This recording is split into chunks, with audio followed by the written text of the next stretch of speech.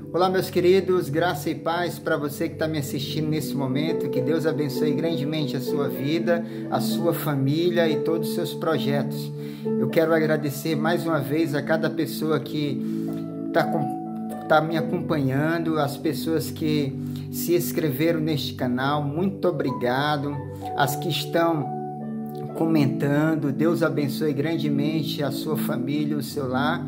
E aquele que ainda não se inscreveu neste canal, eu peço que você se inscreva e me ajude a levar essa palavra a lugares que seria impossível de chegarmos até lá.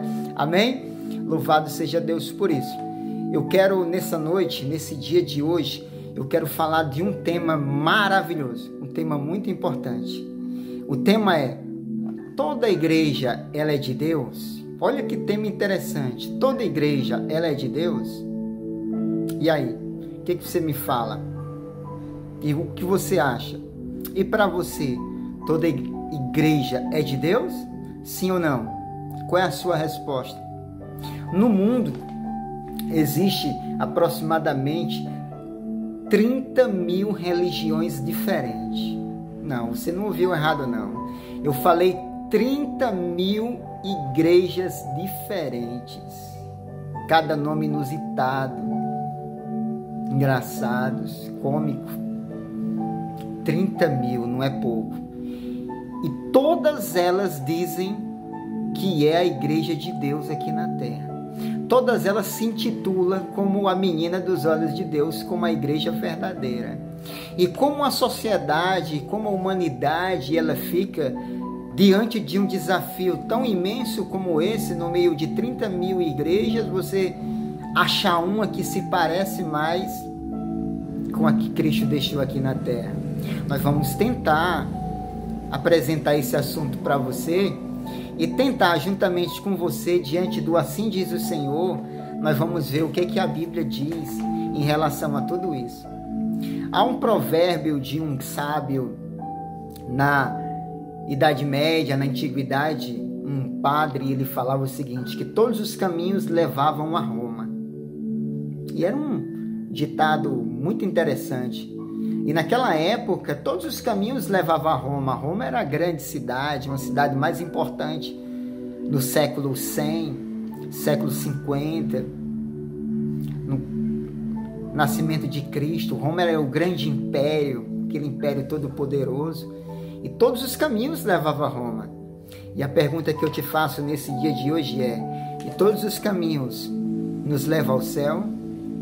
Será que todos os caminhos nos levam ao céu? A palavra do Senhor, na Santa Bíblia do Pai, ela fala no livro de Provérbios, no capítulo 14, no versículo 12, ele tem um texto excepcional. Ele fala assim, ó: há caminhos que ao homem parece direito, mas ao cabo dele são caminhos que conduzem à morte. Há caminhos que ao homem parece direito, mas ao cabo dele são caminhos que conduzem à morte. Olha só que coisa interessante. O que o sábio Salomão está dizendo, que nem todos os caminhos levam ao céu. Há muitos caminhos que aos olhos humanos nós pensamos que vai para o céu. Mas ao cabo, ao final dele, são caminhos que levam à morte. Olha que coisa. Cristo tinha uma igreja aqui na terra? Sim, ele tinha uma igreja.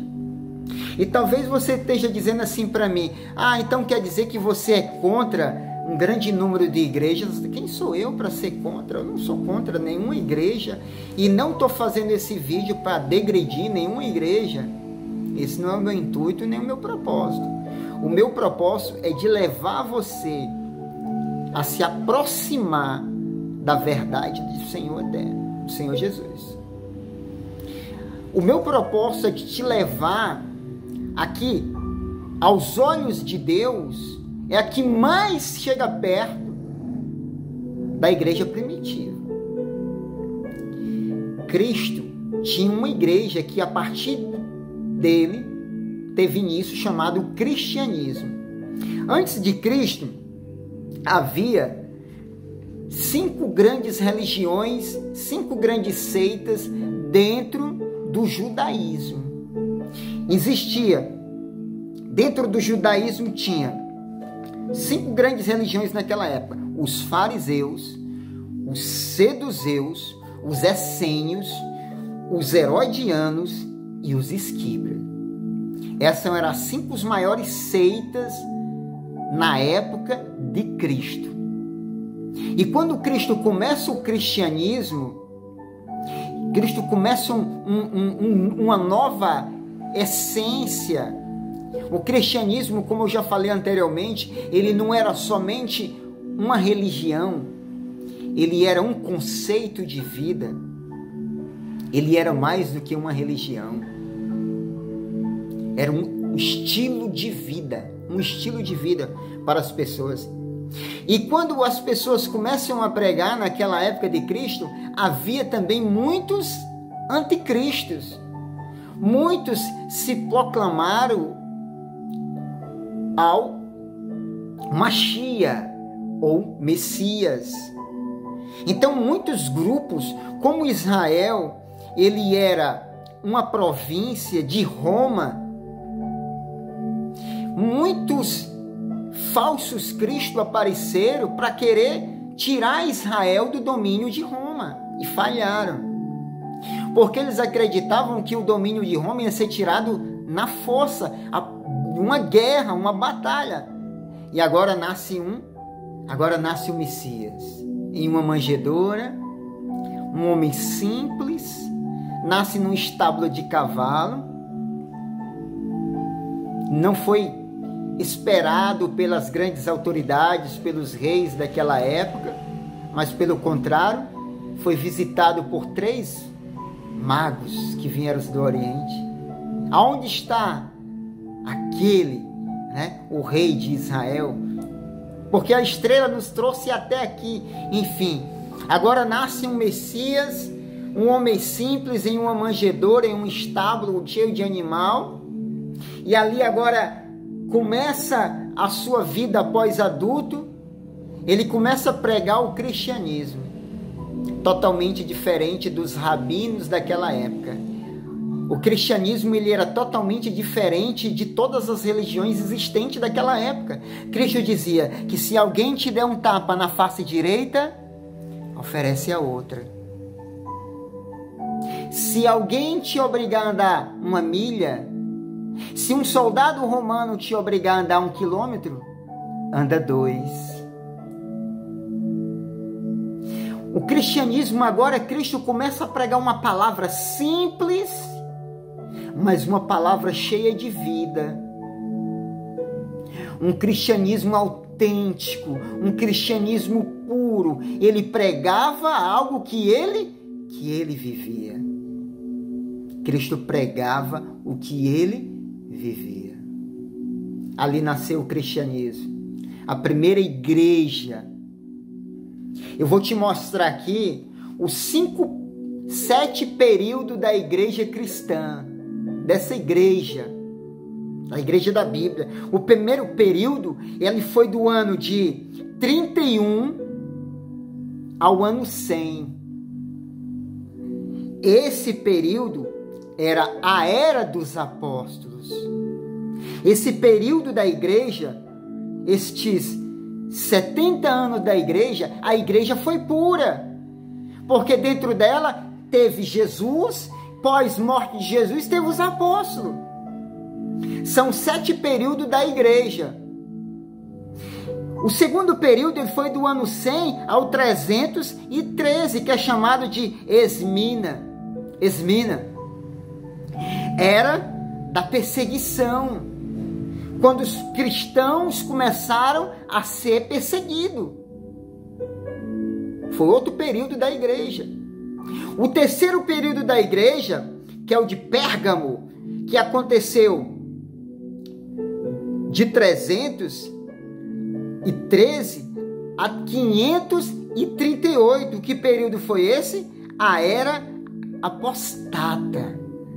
A era em que se apostataram muitas pessoas, porque o cristianismo ele se corrompeu quando quando Constantino, ele se converteu ao cristianismo e trouxe todo tipo de heresia, sinal da cruz, oração pelos mortos,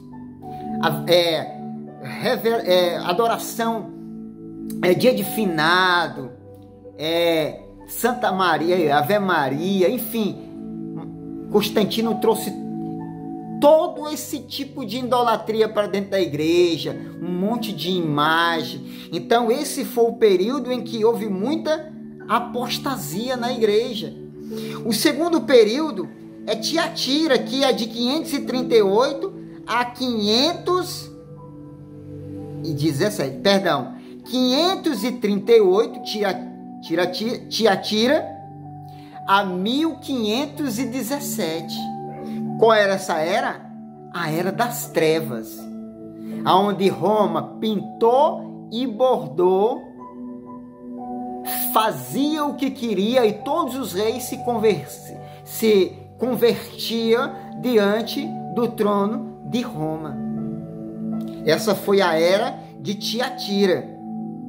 Houve outra era,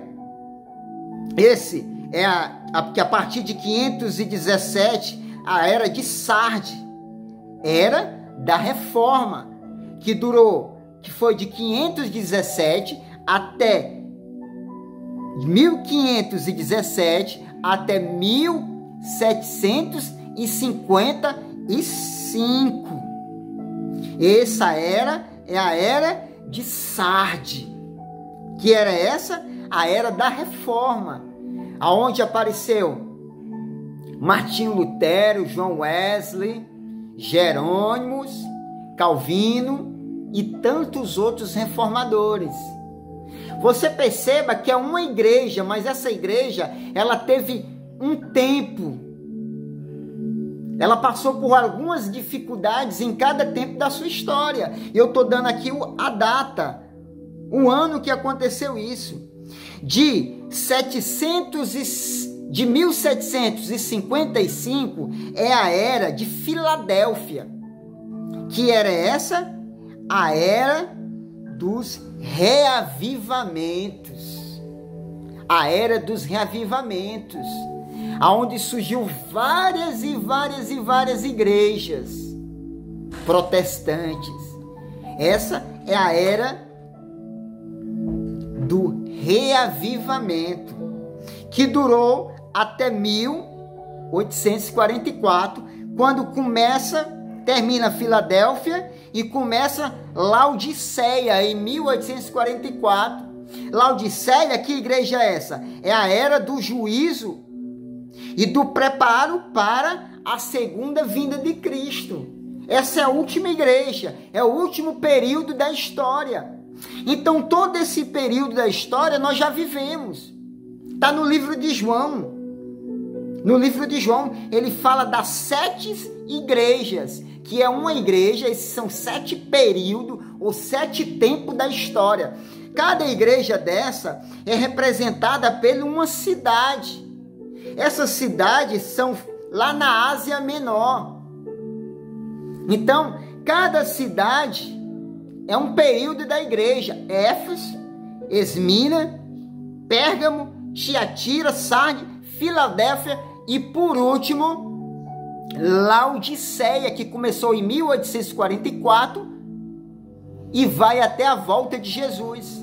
Essa igreja de Laodiceia, ela tem uma responsabilidade. A responsabilidade dela é de pregar sobre a volta de Jesus e preparar um povo para o dia do juízo. Deus não tem 10, 50, 100, muito menos 30 mil igrejas. Deus tem uma igreja. Deus tem um povo que tem a responsabilidade de preparar pessoas para a volta de Jesus e o dia do juízo. Mas, Ivanildo, e por que tem tantas religiões? Por que tem tantas igrejas? Isso é bom ou ruim? Bom entre partes e ruim em outras partes. Bom, porque por mais esquisita que seja determinada igreja, ela faz um trabalho social. E eu não posso dizer que o trabalho social, como distribuição de cestas básicas, material de primeiros socorros, ajuda a pessoa a sair dos vícios, eu não posso dizer que isso é um trabalho feio ou ruim. Por que o Brasil ele se permite que nasça tanta igreja? Porque no Brasil é permitido que qualquer pessoa pode criar uma igreja. Porque as igrejas fazem o que o Estado não faz. O Estado é omíssil. O Estado ele não tem um trabalho voltado àquelas pessoas que estão vivendo em extrema pobreza. Aquelas pessoas que estão sendo marginalizadas nas calçadas, nas marquises das grandes cidades. Quem é que vai até essas pessoas? São os evangélicos. Que as igrejas seja ou não boa, mas são eles que fazem o trabalho que era para ser feito pelo Estado. Então a igreja hoje faz o que era para ser feito pelo Estado. Mas nem pelo fato de fazer o que era para ser feito pelo Estado, dá-se o direito de ser uma igreja de Deus. Porque quando nós abrimos aqui, nós vimos que há caminhos que ao homem parece direito, mas que ao cabo deles são caminhos que levam à morte. Quando eu vou para o livro de Mateus, quando eu me deparo no livro de Mateus, no capítulo 7, se você puder abrir comigo em nome de Jesus, Mateus capítulo 7, querido, eu quero te mostrar um verso bem interessante. No capítulo 7, verso 13, ele diz assim, olha o que a palavra do Senhor diz aqui, ó. Você achou? Então vamos ler. Ele diz assim, ó: entrai pela porta estreita, pois larga é a porta e espaçoso o caminho que leva à perdição. E são muitos os que entram por ela. Assim de pessoas. Entrai pela porta estreita. Por que nós temos que ir pela porta estreita? Pois larga é a porta que conduz o caminho da perdição, e são muitos os que estão indo por ela. No versículo 14 ele diz: como é estreita a porta e apertado o caminho que leva para a vida, e poucos são os que querem entrar nele. O caminho que conduz ao céu, o caminho que conduz a Cristo, ele é estreito. A porta, ela é estreita. E são poucas as pessoas que querem entrar por ela.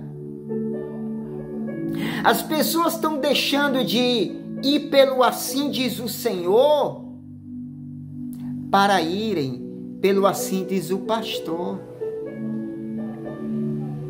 A palavra do Senhor diz no Evangelho de João, no capítulo 8, versículo 32, ele diz: conhecereis a verdade e a verdade vos libertará. Conhecereis a verdade e a verdade vos libertará. Tem pessoas que se dizem fazer parte de uma igreja que não foi liberta.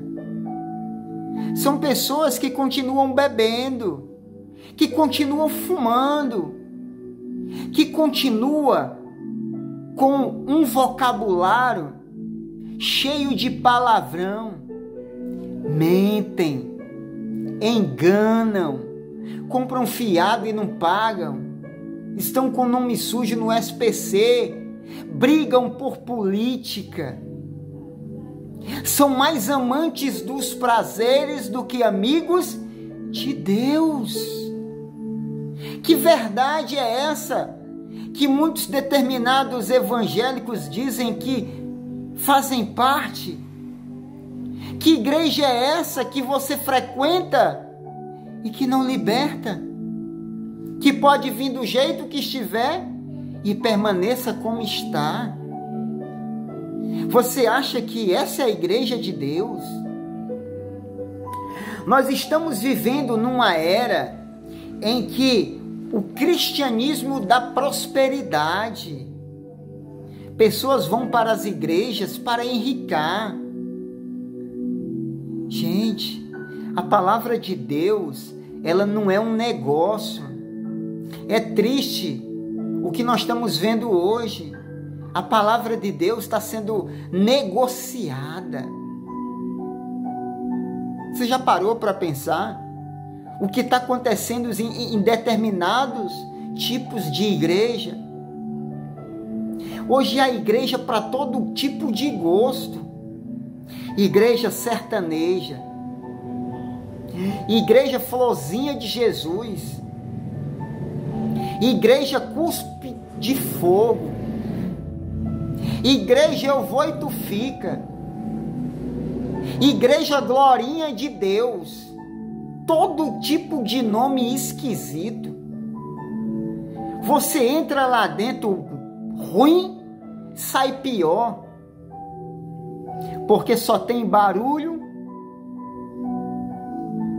cai, dançando, pessoas caindo, se jogando ao chão. É um tipo de adoração que envergonha. São mais chamados para comparecer à delegacia por denúncia de barulho do que botecos. Se você está numa igreja como essa, Deus tem pessoas sinceras em todos os lugares. Mas nós precisamos fazer uma análise na nossa vida. Nós temos que analisar a igreja que a gente faz parte e ver se condiz com assim diz o Senhor. Será que o meu pastor, ele vive de acordo com a palavra? Será que meu pastor, ele está usando a palavra de Deus? Será que a minha igreja, a sua igreja, será que ela é baseada em cima da palavra? O que se vê é muita meninice, é muito mimimi, molecagem, pouca vergonha, escândalo. A Bíblia diz que é necessário que haja escândalo. No livro de Lucas, em Mateus ele fala, mas ai daquele que se vir de escândalo para a minha igreja. Melhor fora lançar uma pedra no fundo do mar, amarrar uma corda e se jogar nela. É o que a palavra de Deus fala no livro de Mateus, no capítulo 17. No capítulo 17, queridos. Escândalo vai ter, vai. Mas ai daquele que se vir de escândalo. Você está entendendo? Eu falei Mateus, não é Mateus, é Lucas. Lucas 17, versículo 1 e 2. Olha só que coisa forte. Disse Jesus a seus discípulos, é inevitável, não tem como. Não tem como evitar ver escândalo. Vai vir, vai ter que ter. Mas ai do homem pelo qual vem o escândalo. No versículo 2 ele diz, melhor fora que se lhe pendurasse ao pescoço uma pedra de moinho e fosse atirado no mar, do que fazer tropeçar um destes meus pequeninos. Você ainda acredita que toda a igreja é de Deus? Quando Moisés esteve lá no deserto, quando Moisés esteve diante de Faraó e foi enviado por Deus para libertar o povo de Israel, Moisés disse: Senhor, que sinal há de me dar para que eu mostre a Faraó e ele creia em mim? O Senhor disse para Moisés: Moisés, o que tu tem na mão? Ele disse: eu tenho um cajado. Joga no chão, Moisés. Moisés jogou o cajado no chão. E a palavra do Senhor diz que o cajado virou uma cobra, uma serpente. E Moisés: uau! E o Senhor diz: Moisés, pega nela agora. E quando Moisés pegou o cajado, a cobra virou o cajado. Uau! Esse era o sinal que Moisés tinha sido enviado por Deus. Quando Moisés vai até Faraó e disse que Deus queria que Faraó libertasse seu povo, caso contrário, Faraó ia ver o poder de Deus. E quando pediram um sinal, Moisés foi lá e soltou o cajado no chão. E quando soltou o cajado vira uma cobra. Faraó mandou chamar os seus magos. E quando os magos de Faraó chegaram lá, a Bíblia diz que eles fizeram o mesmo. Eles fizeram a mesma coisa com os seus cajados. E a Bíblia diz que o cajado de Moisés, a cobra de Moisés, era maior e engoliu a serpente deles. Mas o que eu aprendo aqui? Eu aprendo aqui que milagre não é sinal de que uma igreja é ou não é de Deus. Porque milagre está sendo feito em vários lugares. No candomblé, na macumba, na feitiçaria, no espiritismo, em vários lugares, pessoas fazem milagres, curas, em nome de Deus. Você está entendendo? O milagre não quer dizer que é de Deus. Infelizmente, muitas pessoas querem ser curadas, querem se livrar do sofrimento e estão dispostos a fazer qualquer coisa. Aí é qualquer tipo de igreja, porque essas igrejas estão cheias de pastores pregando que vai libertar a pessoa do câncer. Eu vou acabar com o sofrimento da sua vida. Eu vou te dar um casamento, eu vou te dar uma varoa, eu vou te dar um varão, eu vou te dar um apartamento, eu vou te dar uma casa. Promessas fantasiosas. E as pessoas querem esse tipo de fantasia. E vão. Queridos, a palavra de Deus é algo sério. A palavra de Deus é algo muito sério. No Salmo 106, 101, no verso 6, a Bíblia diz que os olhos do Senhor estão à procura dos fiéis dessa terra. Os olhos do Senhor estão à procura dos fiéis desta terra. Olha que coisa maravilhosa, querido. Que coisa maravilhosa. Quando eu vou para o livro de João, no Evangelho de João, capítulo 14, versículo 6, ele diz, quando Filipe pediu para mostrar o Pai, Jesus disse: Filipe, eu sou o caminho, a verdade e a vida, e ninguém, Filipe, vem ao Pai senão por mim. Jesus é o caminho, ele é a verdade e ele é a vida. A igreja de Deus, o povo de Deus, está compromissado com Cristo. Com assim diz o Senhor e não assim diz o pastor. Se a tua igreja, a maior celebridade da tua igreja é o teu pastor, a tua igreja é mais uma.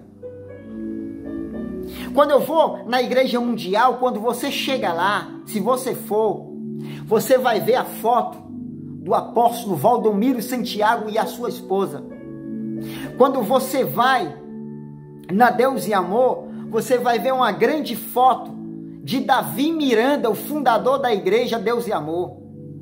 Quando você vai na Igreja Universal do Reino de Deus, você vai ver a foto do Edir Macedo, o fundador da igreja. Quando você vai na Igreja Internacional da Graça de Deus, você vai ver a foto de R.R. Soares. Essas pessoas são fundadores dessa igreja. Essas pessoas são a celebridade dessa igreja. Essas pessoas estão acima de Deus, acima de Jesus. E uma igreja que tem um homem acima de Deus, ela não pode ser uma igreja de Deus.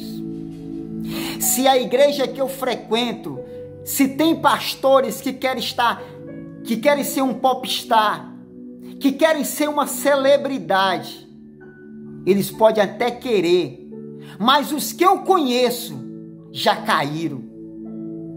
Se eu quiser ser uma estrela na minha igreja, eu vou cair. Porque a igreja de nosso Senhor Jesus Cristo não aceita outra estrela fora a dele. Amém, querido? Amém, querido? Cristo, ele é o nosso exemplo. A única estrela que pode brilhar na igreja é a de Cristo. Quando uma igreja tem pastores, cantores e pregadores que querem brilhar, que querem aparecer mais do que Jesus, alguma coisa está errada. Alguma coisa está errada. Deus tem um povo aqui nessa terra, um povo compromissado com o assim diz o Senhor, não o assim diz o pastor. O caminho para o céu é um caminho estreito, é um caminho apertado. É um caminho apertado. A Bíblia diz lá no livro de Malaquias, no capítulo 3, versículo 18, que o Senhor olhou lá da terra, lá do céu, ele disse: e verás a diferença entre os que servem a Deus e os que não servem a Deus. Chega mais perto de mim aqui, querido. Quando você olha hoje para os cristãos de hoje e para uma pessoa que não frequenta nenhum tipo de igreja, você vê diferença? Sabe, eu quero dizer uma coisa com muita tristeza em meu coração. Tem pessoas que não são evangélicos, que não fazem parte de nenhuma igreja, mas que tem mais palavra do que muitos evangélicos, que são mais direito do que muitos evangélicos. Você já viu isso? Eu vi e fico envergonhado. Sabe por quê? Porque o evangelho, ele carrega o nome de Cristo nas costas. O crente, ele carrega o nome de nosso Senhor nas costas. Deus tem um povo. Há muitas igrejas, mas Deus só tem uma. Quando eu vou para o livro de Apocalipse, capítulo 17, a Bíblia fala de uma prostituta, que a palavra prostituta no livro profético é mulher. Uma mulher impura. No capítulo 12 fala de uma mulher pura. E no 17 fala de uma prostituta. E sabe quem é essa mulher? É Babilônia. Você sabe quem é Babilônia, né? Você sabe. Aquela mesma do início. A mesma. A Babilônia. A que domina o mundo. E olha só o que Jesus diz aqui no capítulo 17 de Apocalipse, no versículo 5. E na testa da Babilônia estava escrito um mistério. Na testa desta mulher estava escrito um mistério. A grande Babilônia, a mãe das prostituições e das abominações da terra. Vem cá. Babilônia, a igreja de Babilônia é a prostituta. Mãe, porque ela tem filhas. Ela tem filhas.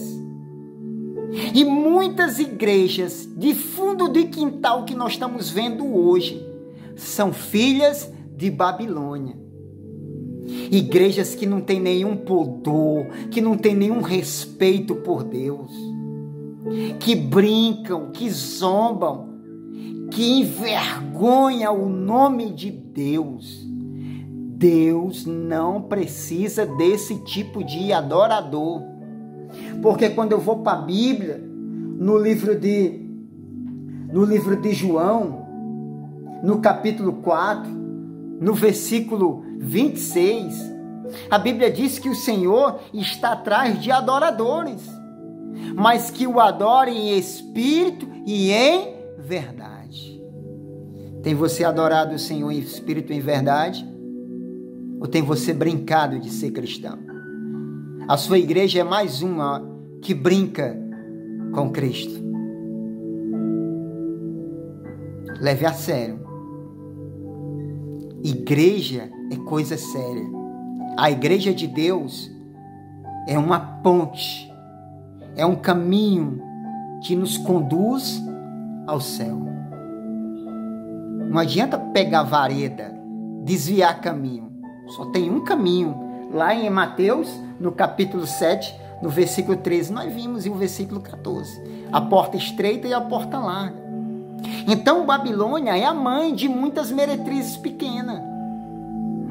E quando eu vou para o livro de Apocalipse, capítulo 18, ele faz um apelo para mim terminar. Ele diz assim, ouvi outra voz do céu dizendo, capítulo 18, Apocalipse 18, versículo 4, ouvi uma voz do céu dizendo, sai dela, povo meu, para que não sejas participante dos seus pecados, para que não incorpore nas suas pragas. Deus tem um povo nessa terra. Deus tem pessoas sinceras dentro dessas igrejas. E o convite que Deus faz a elas é, como povo meu, saia de dentro dessas igrejas. Que não sejam participantes dos seus pecados, dos seus flagelos. Deus tem um povo.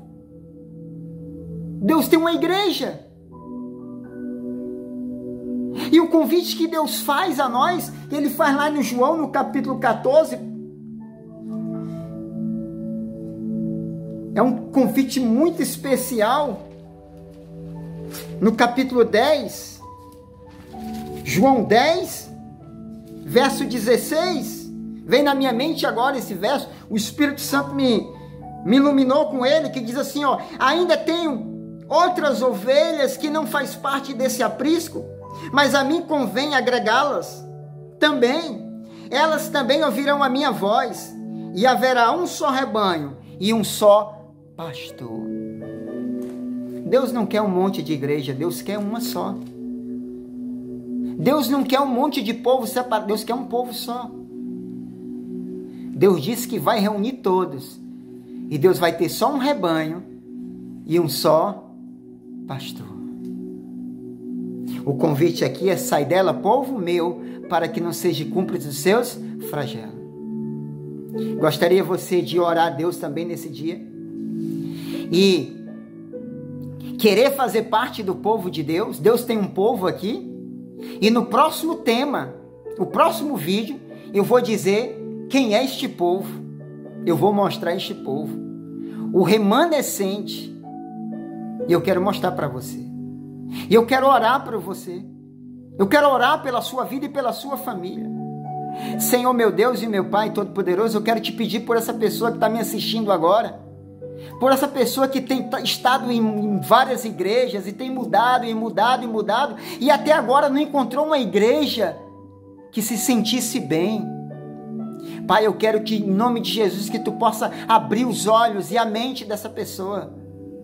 Porque tu tem um povo aqui nessa terra, tu tem uma igreja compromissada com a tua palavra, e que tu possa abrir os nossos olhos, a nossa mente, para que possamos fazer parte desse povo que quer morar contigo no céu.